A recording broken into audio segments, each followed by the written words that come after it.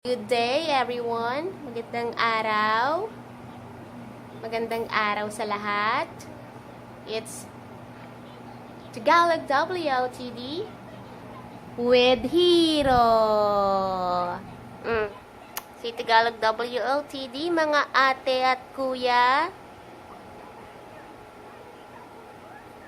It's Tagalog WOTD. Good day everyone, magandang araw. Time for another Tagalog WOTD. And our Tagalog word is Mano-Mano. Mano-Mano.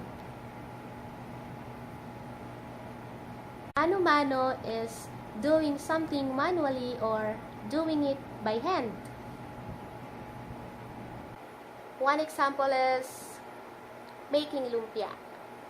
So if you guys have tried making lumpia, then you know that it's matrabaho. Matrabaho means it's a lot of work.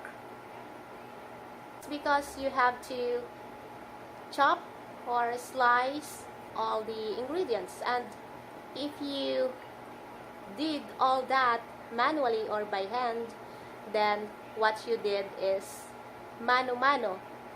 Mano-mano.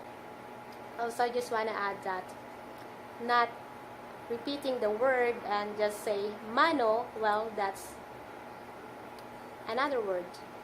And that was included, or that was featured in our previous video, Filipino gestures, and that's the act of giving respect to the elderly, you know, like putting the back of their right hand on your forehead. So that's all everyone, that's all for our Tagalog WOTD. Until next time, babush!